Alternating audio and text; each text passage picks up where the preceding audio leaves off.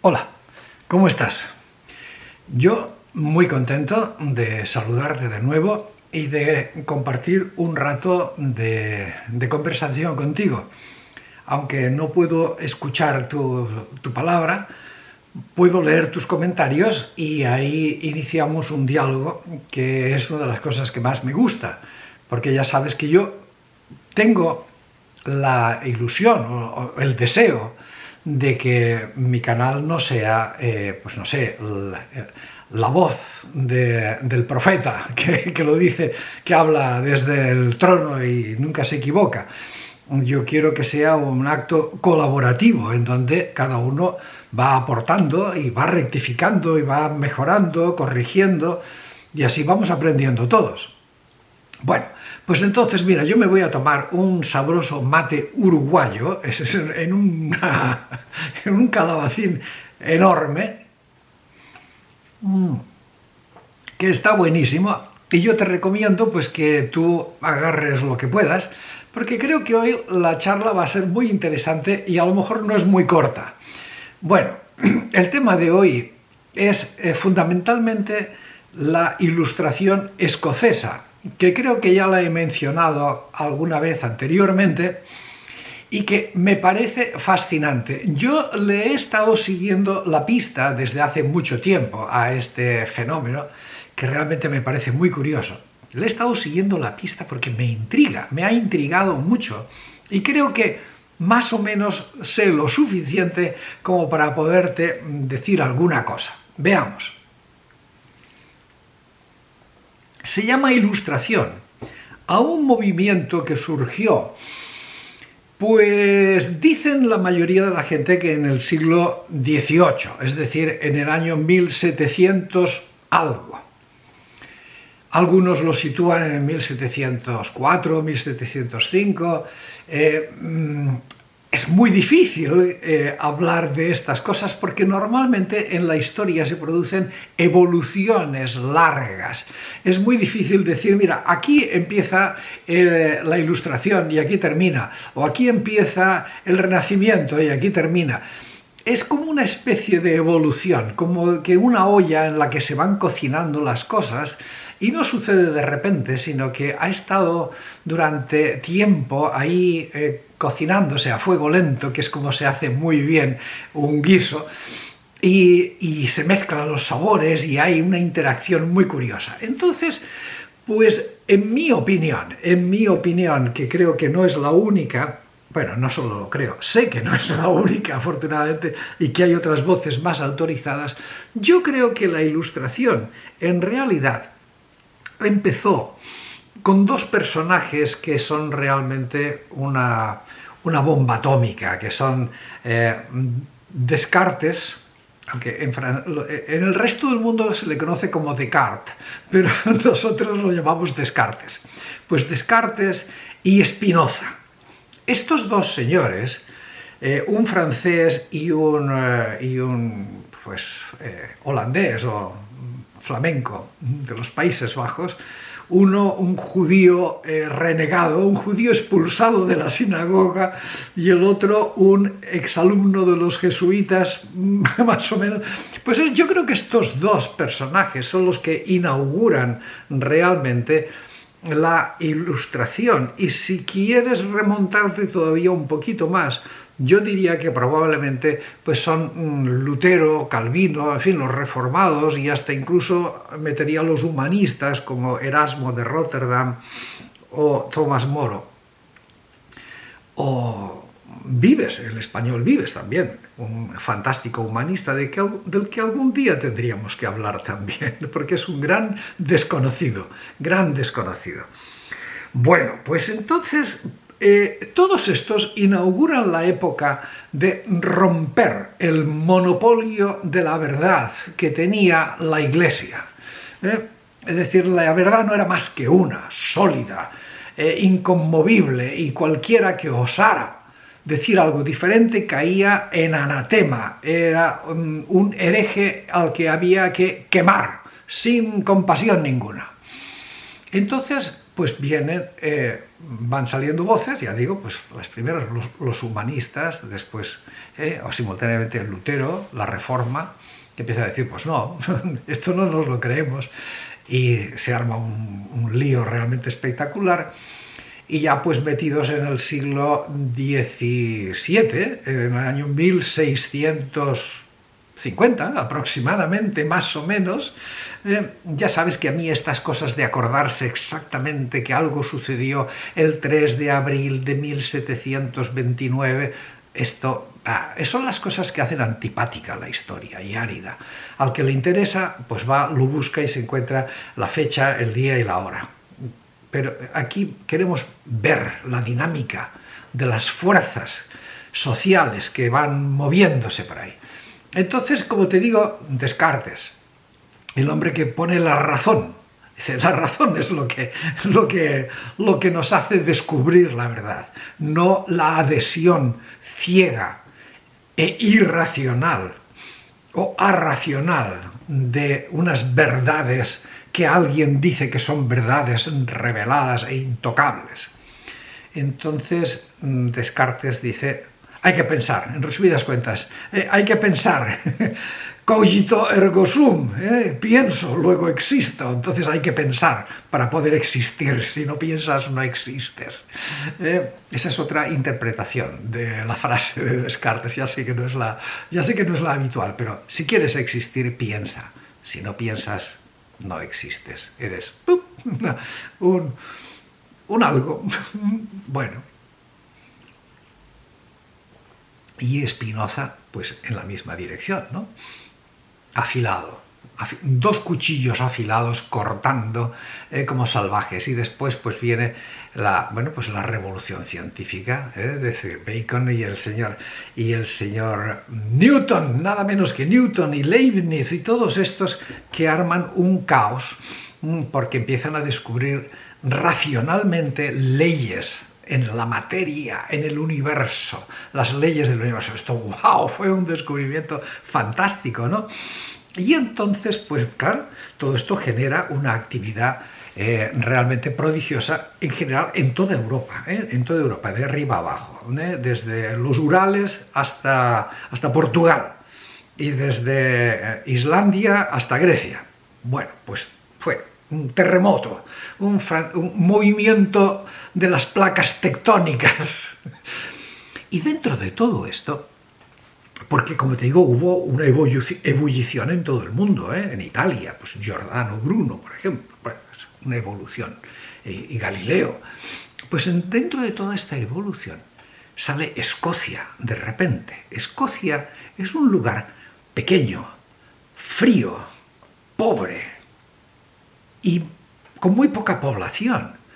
Es decir, y de repente empiezan a surgir una serie de cabezas brillantísimas que destacan asombrosamente. No sé, es como que, sí, pues, algo sorprendente. Es decir, uno hubiera esperado que una actividad intelectual, científica, humanista, ética, política, de tal nivel como surgió en Escocia, uno hubiera esperado que eso hubiera sucedido en Flandes, por ejemplo. Flandes, en una zona rica, de toda la vida, de siempre habían sido muy adelantados. La tierra de Spinoza.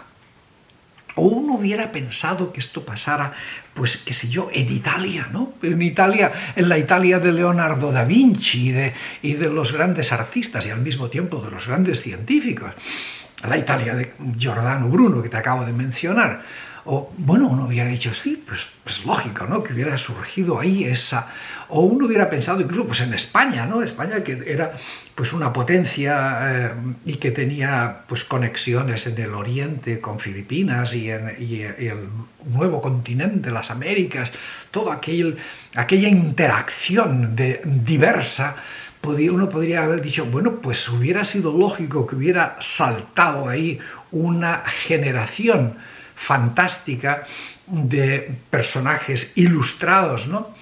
Que de hecho, como ya te he mencionado otras veces, eso sucedió en el siglo XVI, especialmente en la primera mitad, desde el año 1500 hasta más o menos el 1550, fue medio siglo alucinante para la ciencia, el arte, la cultura, la política, la economía, todo, el arte militar, lo que quieras. España brilló.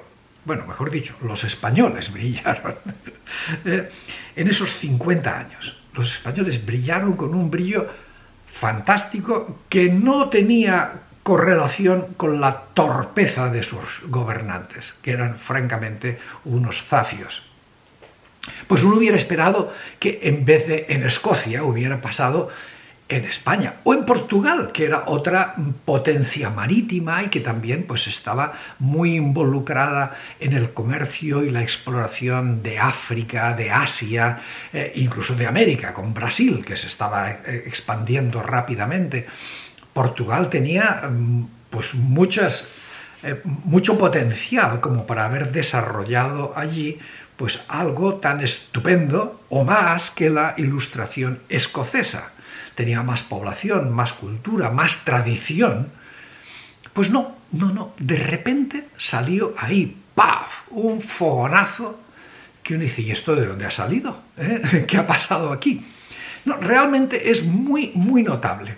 Y entonces, bueno, pues yo te voy a contar un poco más o menos lo que yo he visto, por qué sucedió eso, ¿no?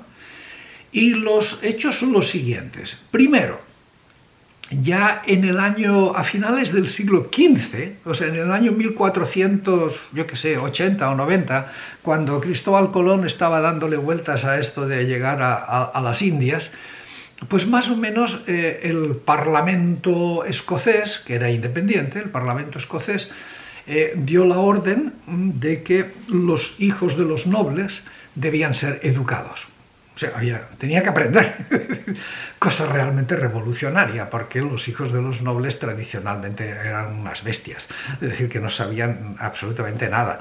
Y bueno, que probablemente a duras penas sabían leer y escribir, y que francamente lo que más debían saber era montar a caballo, manejar una lanza y un hacha y una espada y romperle el cráneo a los enemigos. Esta era la gran... Bueno, y luego bailar y acostarse con señoras y señoritas. Estas dos habilidades las dominaban fantásticamente bien los nobles y sus hijos, por supuesto. Sobre todo los hijos varones, claro. Bueno, pues entonces resulta que el Parlamento escocés dice, pues a los hijos de los nobles tienen que aprender, tienen que ir a una escuela y que aprendan, que estudien, ¿no? ¡Wow! Pues esto parece ser que cambió algún chip en algún sitio, y entonces pues esos señores escoceses que tradicionalmente desde la época de los romanos eran calificados como unas bestias salvajes, como unos personajes indomables que se resistían a la civilización romana y a cualquier civilización que se pusiera por delante, y que eran, bueno, invencibles, guerreros furiosos, etcétera, etcétera. Entonces, de repente estos señores empiezan a educarse. Y poco a poco, pues eso fue dando resultados, y poco a poco pues empezaron a decir, bueno, pues a estos señores nobles pues se les ocurrió que, bueno, pues habrá que lograr que la gente también sepa algo, ¿no? Y entonces, pues prematuramente se consiguió que el nivel de alfabetización de las masas escocesas fuera inusualmente alto, inusualmente más alto que en el resto de Europa, lo cual también era francamente notable. Y también se consiguió que las universidades que había, una vez independizadas gracias a la Iglesia presbiteriana, que era una rama del calvinismo, pues una vez independizadas del sometimiento al dogmatismo católico, entonces las universidades escocesas empezaron a tener una asombrosa, sorprendente libertad de pensamiento. Y se les empezaban a ocurrir cosas, y desarrollaban teorías, y entonces uno decía, bueno, ¿y esto de dónde ha salido? ¿Qué ha pasado aquí, no? Pues empezaron a funcionar así. De hecho, se sabe que algunos de los ilustrados escoceses fueron a estudiar a las universidades más famosas, bueno, las más famosas no, las únicas que había, que eran Oxford y Cambridge. Fueron a estudiar a Oxford y a Cambridge y regresaron a Escocia decepcionados, brutalmente decepcionados, porque decían que esas universidades estaban muy atrasadas, que lo único que hacían era aprender cosas de memoria, o sea, que los profesores obligaban a que los estudiantes memorizaran cosas inútiles, absurdas, cánones y cosas y dogmas, y que lo repitieran, ¿no? Y entonces esto a los ilustrados escoceses, que estaban acostumbrados a una universidad más pensadora, más libre, les pareció ridículo. Y entonces resulta que en esa época en Escocia las universidades eran mucho mejores, pues especialmente la Universidad de St. Andrews, que todavía existe, la Universidad de Edimburgo y la Universidad de Glasgow. Y creo que había un par más, pero ahora no me acuerdo exactamente los nombres. Pero 5 universidades en un territorio pequeño, pobre y mal poblado, entonces, frente a 2 universidades en la Inglaterra rica y en expansión imperial. Bueno, fíjate, imagínate tú cómo estaba el panorama. Con lo cual, y luego existía también otra cosa muy interesante, que es una gran diferencia con la Ilustración francesa, que mientras la Ilustración francesa era una ilustración que iba en contra del dogmatismo católico, porque Francia en esos momentos era absolutamente católica, se le llamaba la hija predilecta de la Iglesia. La hija predilecta de la Iglesia, imagínate tú. Pues entonces, en Francia, pues gran parte de los ilustrados estaban peleando con uñas y dientes contra el poder de la Iglesia, ¿no? Que no quería nada de estas cosas. Y en cambio, en Escocia, la Iglesia presbiteriana pues le importaba un rabo. Decía, bueno, pues ustedes piensen y discutan. De hecho, muchos de los ilustrados escoceses pues también habían sido o clérigos de la Iglesia, bueno, clérigos o pastores, o como se llame, de la Iglesia presbiteriana, y no estaban en contra de la Iglesia, antes al contrario, pues entró el presbiterianismo entró en la cocina de la Ilustración escocesa. Y fue algo muy positivo, y no fue... También ocurrió otra cosa, y es que cuando ya luego se unieron, esta es muy buena, esta es francamente buena. Cuando Escocia, en el año 1707, fíjate, me he acordado del número, wow, qué memoria, con el acta de unión de Escocia e Inglaterra, pues entonces, ¿qué sucedió? Sucedió que el gobierno, los políticos escoceses, se fueron, simple y llanamente, se fueron a Londres, que es donde estaba el poder político, ¿no? Y entonces, pues en Edimburgo pues, surgió efectivamente una clase de profesionales que empezaron a desarrollar su pensamiento político, económico, etcétera, independientemente de las luchas políticas inmediatas, ¿no? Es decir, que mientras los unos en París, la Ilustración era una amenaza al poder político central de París, en el Reino Unido, de Inglaterra y Escocia, en el Reino Unido pues había unos señores ahí en Edimburgo diciendo cosas, pero los de Londres no se sentían amenazados. Ni siquiera los escoceses que tenían el poder político, porque se habían ido a Londres. Y entonces en Edimburgo había una maravillosa libertad política para decir lo que les diera la gana. Es como si hoy día pues uno dice, hombre, en los Estados Unidos pues la mayor libertad de las universidades son las universidades que están lejos de Washington, ¿no? Lejos del poder político, las que hay en California, las que hay en Nueva York, etcétera. Entonces, libertad en Chicago. Entonces, es interesante. Lo mismo pasa, pues podríamos decir, en España, ¿no? Es decir, que la Universidad de Sevilla, la Universidad de Valencia tienen y han tenido notablemente pues, una mayor independencia del poder político. Bueno, pues entonces todas estas cosas juntas hacen que la ilustración escocesa sea fantástica y al mismo tiempo sea moderada, porque el gobierno en sí mismo no estaba por reprimirlos, no estaba por machacarlos. Y decía, bueno, mira, ustedes denle vueltas a la cabeza todo lo que quieran, piensen lo que les dé la gana, escriban lo que quieran, no pasa nada, ustedes no son un peligro para el establishment, ¿no? Y entonces, pues efectivamente lo hacían y desarrollaron muchísimas cosas en todos los órdenes de las ciencias humanísticas y ciencias empíricas, ¿eh? El empirismo inglés empezó en Escocia. Bueno, pues todo esto realmente... Te voy a adjuntar aquí un vídeo de esa profesora chilena que ya te he mencionado otras veces, donde da una clase magistral sobre la ilustración escocesa, ¿no? Y frente a... digo, pues, no es revolucionaria, es reformista, es como que van cambiando las cosas poco a poco, es decir, van dando pasos.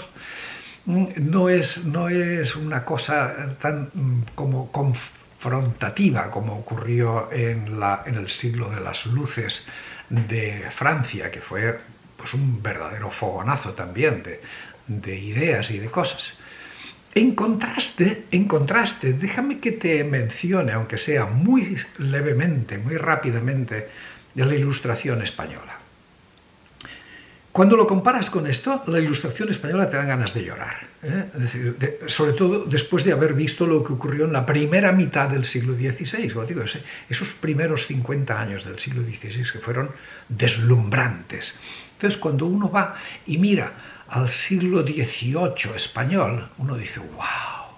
Hay unas poquitas luces muy buenas, porque, ojo, te recuerdo una vez más, los españoles no es que se volvieron idiotas, no, eran los mismos tipos geniales que 100 años antes, 150 años antes habían hecho cosas geniales, eran exactamente los mismos, solamente que sobre ellos pesaba la losa de la Inquisición, como una losa de millones de toneladas, que cualquier semillita que trataba de surgir la machacaba y la aplastaba de la forma más grotesca.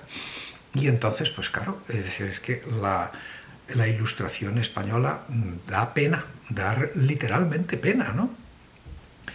Hay un señor que se llama Jovellanos, que en fin, que tímidamente se atreve a decir algunas cositas, pero como muy tímidamente, que son apenas, bueno, o sea, vamos a ver, Jovellanos, en Escocia, pues nada, hubiera sido un pringao cualquiera, ¿no? Es decir, dentro de aquella actividad intelectual que había, de gente que se reunía en los cafés, ya tenían cafés, tenían tertulias en los cafés de Edimburgo, tenían grupos de clubs de lectura y de discusión de temas, y estaban todos ellos interconectados y discutiendo unos con otros constantemente.